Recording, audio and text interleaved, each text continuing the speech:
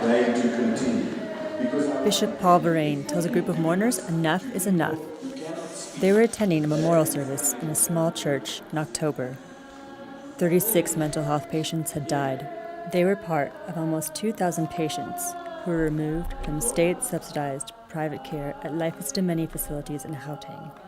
These patients were either sent home, placed at state hospitals, or put into the care of community-based organizations. Activists strongly opposed the move. The Gauteng Provincial Department says it wanted to save money, but psychiatrists and patient groups warned the organizations could not provide the level of care the patients needed. Reverend Joseph Mabo's son Billy was one such patient. When he visited the Life Esidimeni hospital where Billy had stayed for 4 years, the old facility had been replaced with a new one. I found a new company.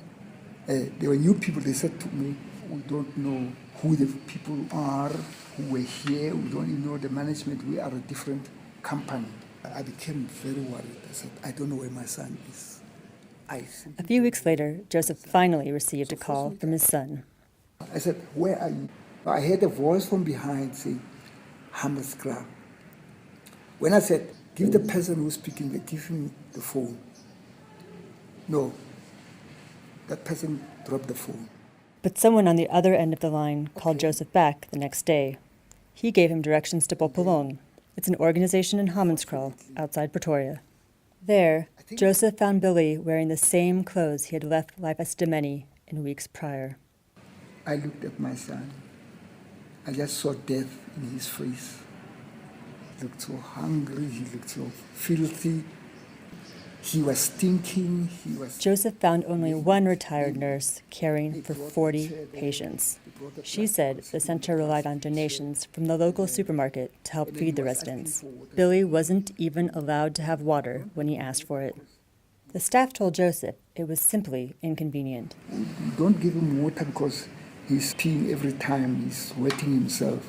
I said, no, it's funny. Any person who wants water, he must get water. Before Joseph left, he asked to use the toilet. He was directed to outdoor toilets in the back of the yard. There, he caught a glimpse of where some of the residents were staying. It's just like a pigsty. It's a small room, it's a small sort of a garage, and there are beds there. There is no toilet. There is no bathroom. Some of them are sitting in the sun, they're basking in the sun, and they are as filthy as anything.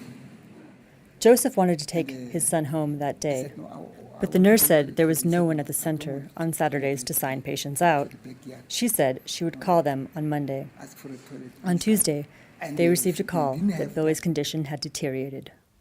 He had been admitted to Jubilee Hospital. We arrived in Hammerskra at 4:30. When we got there, the sister was there. Then she welcomed us, and then she said, okay, people, I'm sorry to tell you, Hendrik has just died at 2:30.